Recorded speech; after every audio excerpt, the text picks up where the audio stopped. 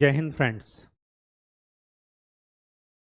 Current affairs में आज जिस टॉपिक को लेकर के मैं उपस्थित हुआ हूँ उस टॉपिक का नाम है स्लैश एंड बर्न कल्टीवेशन, जिसको आप स्थानांतरित कृषि भी बोलते हैं और धूम खेती भी बोलते हैं। वर्ल्ड लेवल पर इनके अलग अलग नाम हैं जो कि आपके एग्जाम में मैच ऑफ द फॉलोइंग में पूछे जाते हैं कि मैच कीजिए। एक तरफ कंट्री का नाम लिखा रहेगा और एक तरफ धूम कृषि का नाम लिखा रहेगा। तो आज उसको देख लेते हैं। वर्ल्ड का आउटलाइन मैप आप खोल लीजिए जिससे आपको चीज़ें क्या रहें, आसानी रहें देखने में।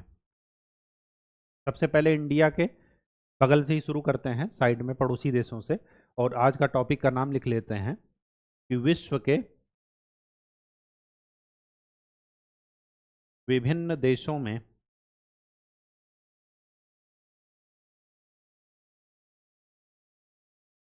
स्थानांतरित कृषि के नाम। ठीक,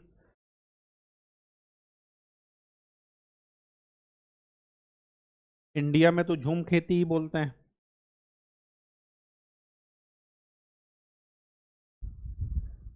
भारत, इसके बाद ये है नॉर्थ इंडिया, और यहीं पर एक सटा हुआ है पड़ोसी इनका म्यांमार। तो ये है म्यांमार। म्यांमार के बगल में कौन है? थाईलैंड।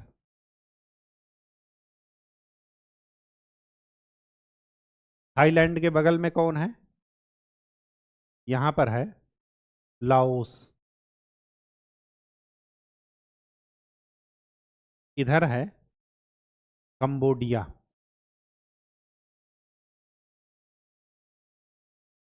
और ये है वियतनाम। आउटलाइन मैप देखते रहिएगा।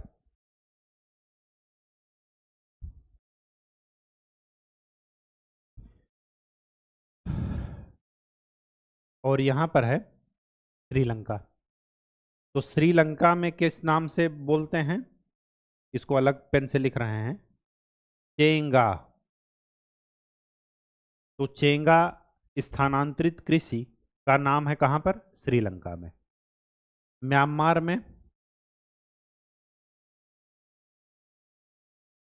टोंग्या, TONGYA। ठीक। थाईलैंड में है तमराई। लाओस और वियतनाम में कहते हैं रे। ये सारे के सारे नाम पूछे गए हैं।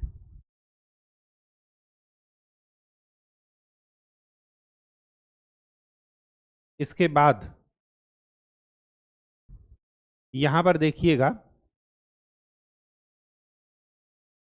जावा आइलैंड है, जावा सुमात्रा, और यहां पर है इंडोनेशिया। ठीक, ये पूरा इंडोनेशिया है, लेकिन जावा रीजन उसका एक द्वीप है। तो इंडोनेशिया में बोलते हैं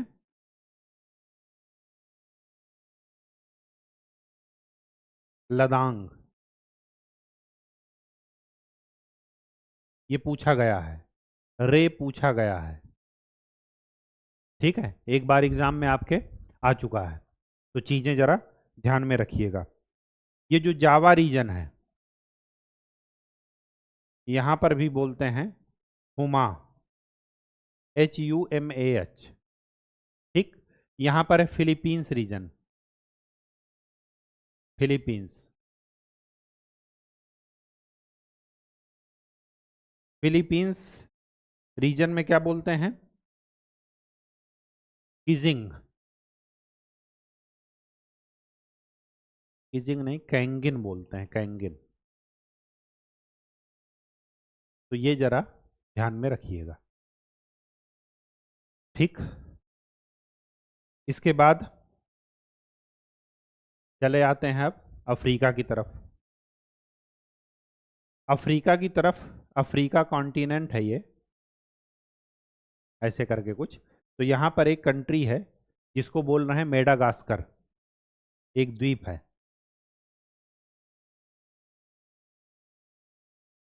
यहां पर इसको क्या बोलते हैं? तवी,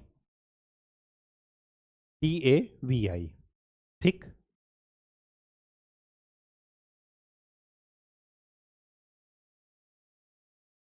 अफ्रीका ऐसा कुछ है। तो ये जो वेस्टर्न अफ्रीका है, यहां पर इसको बोलते हैं वेस्टर्न अफ्रीका में लोगन।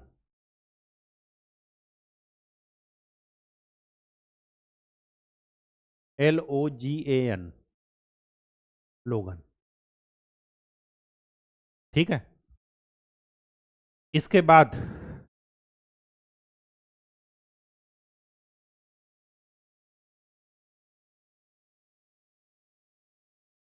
ये जो मैक्सिको और मध्य अमेरिका रीजन है, मैक्सिको प्लस सेंट्रल अमेरिका,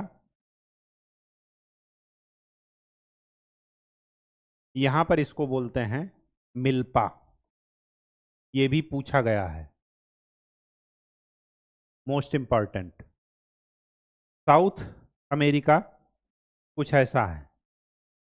ये जो ब्राजील वाला रीजन है, ब्राजील में इसको बोलते हैं रोका। ठीक।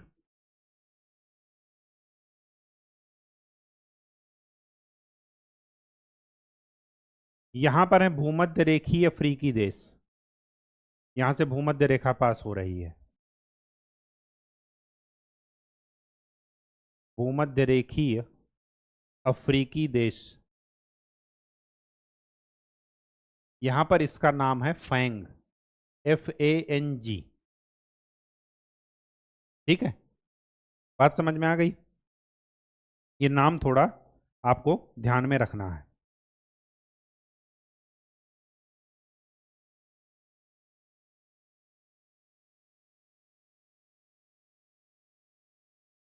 और तो कुछ नहीं छूट रहा है।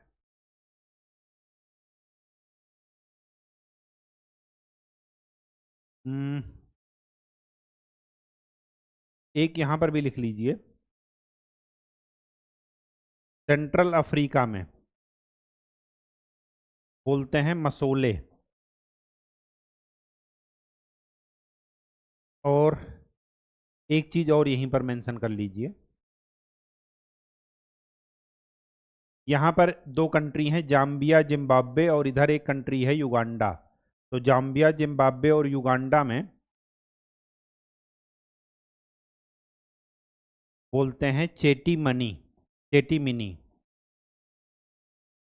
ये पूछा नहीं गया है लेकिन लिख लीजिए आप लोग। ठीक। रोका पूछा गया है, मिल्पा पूछा गया है, रे पूछा गया है, चेंगा पूछा गया है, लदांग पूछा गया है। ये आपके रिपीटेड है चीजें। ठीक है। दूसरी बात आपको ये ध्यान में रखना है, यहां पर एक कंट्री है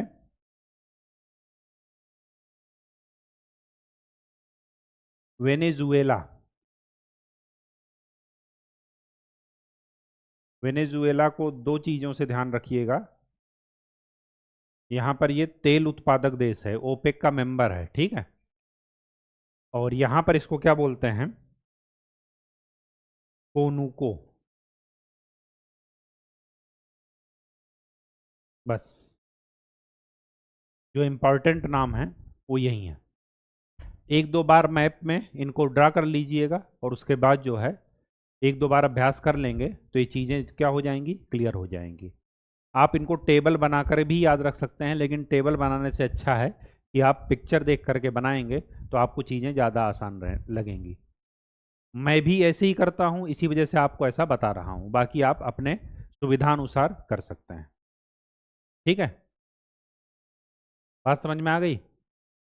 ये तो वर्ल्ड लेवल पर है। जब भारत का पढ़ेंगे तो भारत में भी बताएंगे कि विभिन्न क्षेत्रों में कहाँ पर झूम कृषि कहेंगे, कहाँ पर स्लैश एंड बर्न, और ये कहाँ पर अधिकतर प्रचलित हैं? नॉर्थ ईस्ट में ये इसी तरह की, और आदिवासियों और जनजातीय इलाके में इसी तरह की कृषि की जाती है। ठीक। इसके लाभ क्या हैं जब एग्रीकल्चर पढ़ेंगे, और हानि क्या है वो सब एग्रीकल्चर में आपको बताया जाएगा। अभी यहाँ पर क्या है, शॉर्ट टर्म में सिर्फ और सिर्फ आपको नाम बताया जा रहा है कि किस भौगोलिक क्षेत्र में, किस देश में इसको किस नाम से जाना जाता है। ठीक है, तो आज के लिए इतना ही। नेक्स्ट लेक्चर में हम लोग किसी नए टॉपिक के साथ मिलेंगे। तब तक के लिए धन्यवाद।